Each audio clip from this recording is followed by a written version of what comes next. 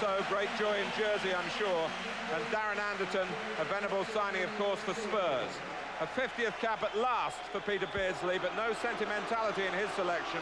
He's been as good as new on his return to Newcastle. And more jubilation for the Geordies in the fitness of Paul Gascoigne. Alan Shearer, another from the northeast, shouldn't be short of supply as the one out-and-out striker. Well, the shape of the side is not likely to be rigid. Maybe when you saw the 1s to 11, you might have thought it would be something like this. But Jerry Francis, it's going to be a little bit more innovative from Terry Venables. Yeah, I think that Shearer's going to play up on his own, Martin, and Beardsley will play just in behind him like he does for Newcastle in a similar sort of role, and possibly Anderton playing in there as well.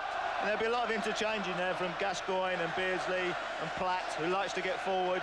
So I think, you know, it's a new formation for them. He's only had a few days to get it going. Some are used to it. Beardsley plays that for his club. But you're also playing a very good side today in Denmark. A very good side. Denmark's reaction to their World Cup elimination, less dramatic. Richard Müller-Nielsen had that European Championship crown on his list of credits, so he's kept his job. Manchester United's Peter Schmeichel, John Jensen of Arsenal have played here before. It's a novelty for Chelsea's Jakob Kjellberg. Number 6, Henrik Larsson, spent part of last season with Aston Villa. Another hero of that European success in Sweden, along with the likes of Lars Olsen, Kim Vilfort and Brian Laudrup. Abbey in rehearsing the set pieces. Adams has a word with Platt. Gascoigne anxious to be involved. Anderton, of course, a great supplier at set pieces.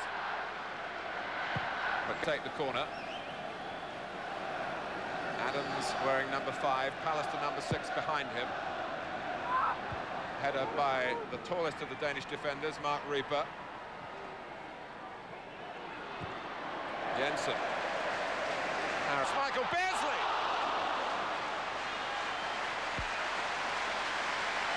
Beardsley had the second chance. Gascoigne found Schmeichel a huge barrier. Well, it's a great little move here. Little 1-2, he's taking it on. Beardsley plays him in really well there. Tries to lift it. Goalkeeper does tremendously well to spread himself. Just his leg there. And then Peter Beardsley maybe has a good chance perhaps to put it away. But a good move from England. Just for the record, Beardsley's last goal for England, October 1990 against Poland here.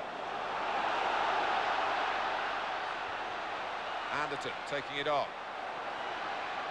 There's no offside, it's Platt, and Schmeichel just beats him to it. And suddenly, oh, what a way to start under the new coach. David Platt, who delivered in front of goal so often for Graham Taylor and started, of course, his international days under Bobby Robson, has struck it superbly here for Terry Venables. Well, that's a great goal. I mean, the Blackburn connection there. It's a tremendous ball from Le Saux. Great run. A great bending run by Shearer.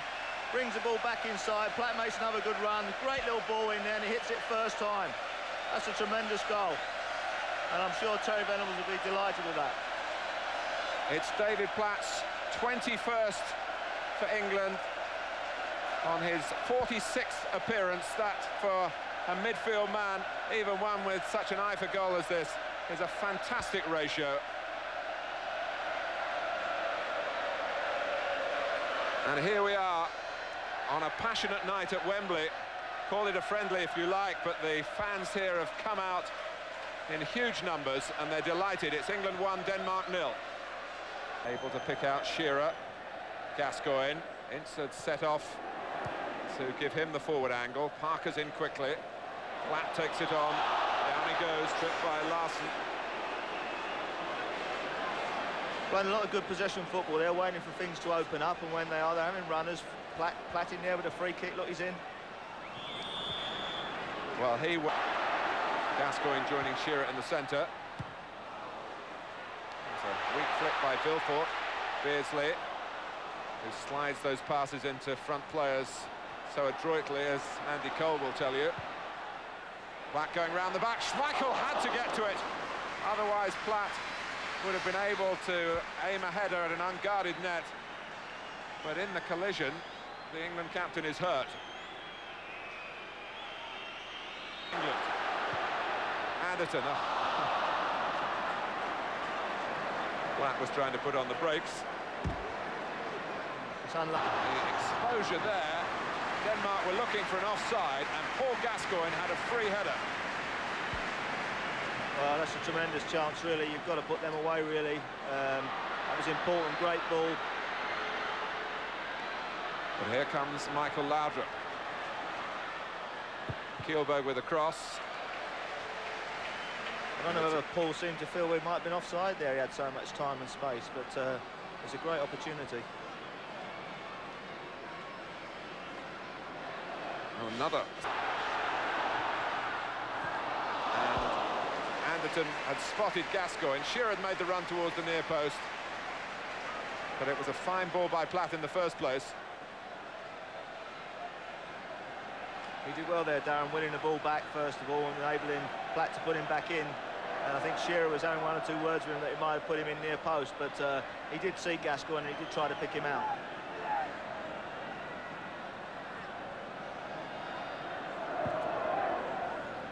Schmeichel comes through the crowd, and he's been toughened up by his experiences in the English game.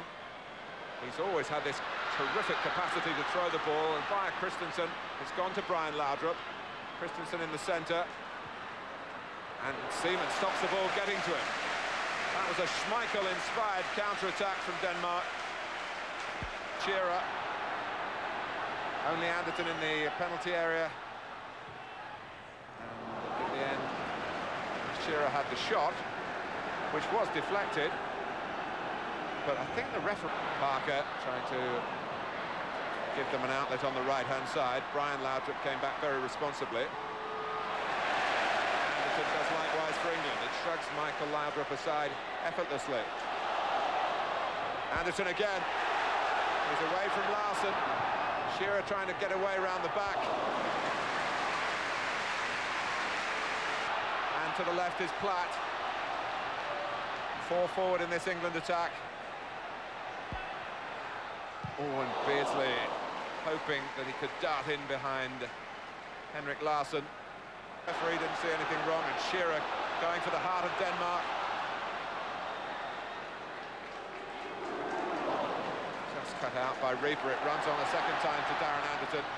Ince is in there. Remember, 2 goals for him in the last international in Bologna against San Marino. Good play again, good patient build-up. Anderton tried to push it through. It was a bit unfortunate, but Shearer nearly knocked him through and won over the head, and then managed to be strong to head it back into his path. So good play again from England's point of view.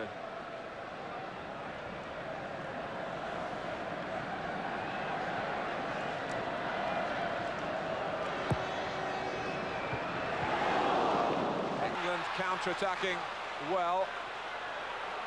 Beardsley. This is where he can go it alone, perhaps, or look for Platt. Has 2 bites at it. Ince. Well, he died. Flew back to Anderton from Shearer. Ince. Beardsley just kept it in play. Le Saux. Oh, great play for England, and Anderton! Well, they got it off the line. And Darren Anderton got the ball past Schmeichel, but the covering player, Reaper, I think it was, denied him a debut goal. It's great play by Le Saux, great ball in, great ball from Shearer, lifted it well, and I think it hits the crossbar actually on its way out. Very unfortunate, great little move for England there. David Platt with a delightful touch, and Anderton did so well to lift it over the goalkeeper, but a pat on the back for Reaper from the Denmark point of view. Got it up off the line, and as Jerry said, I think it hit the bar and bounced back into play. Higher level as well. Michael Laudrup, but still at 1-0, Denmark can spoil the party. Michael Laudrup, Det Lefsen, plenty of space to the left. Michael Laudrup for Brian Laudrup, brilliant play by the 2 brothers there, and Seaman's most daunting moment of the match, and he stopped the equaliser. Henrik Larsson it is. Laudrup's having a look as well. Away goes Larsson. Certainly didn't disguise his intentions. And it's Paul Gascoigne turning on the power. But Lars Olsen kept pace and then just found an extra stride to save the day for Denmark. Great counter-attack. Yeah, great break. It just says end-to-end. You can't get much more end-to-end. They've got a corner in England and an opportunity now of scoring. Good defending tackle.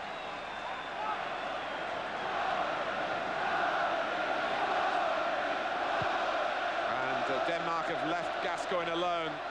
They could count the cost of that. But Olsen gets the better of him again.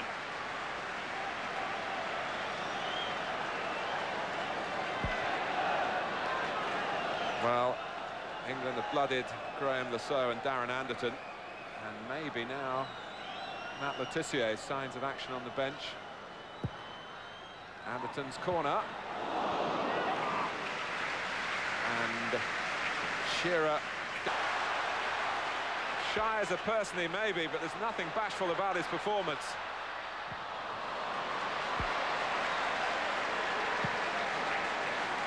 Well, Le Saux does very well there, actually, sort of knocking it down.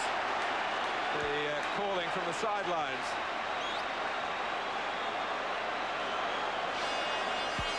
It's a free kick here, which will take place surely before any substitution.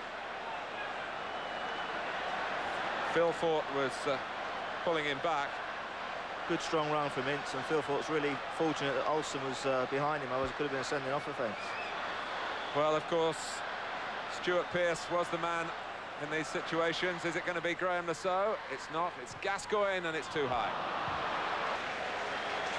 Gascoigne is coming off, and so too is Ince. I'm sure fitness a factor in that. And Gascoigne saying plenty of farewells before he goes and leaving a message. He's been in a terrific vein of form for Alan Ball and Laurie McMenemy under the new regime at the Dell. Can he translate his talent into a showing in the international arena? Le Tissier! Well, it's the type of situation perfectly suited for his particular skills. Yeah, it sat up, bounced up just nicely for a volley, didn't it? I'm not sure whether Darren was sure what he was going to do there. I thought he was going to shoot, not too sure. It come back, bounced up nicely, just not quite on target. Here's Beardsley. Le Saux. Now Fredriksson, different type of goal here, which one would feel would secure the victory. It's glanced on by Pallister. Anderton crosses again off the head of Lars Olsen. Put out by Hu, but not very far.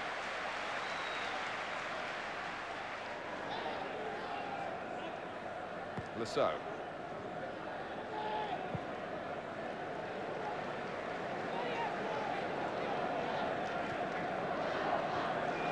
Pallister.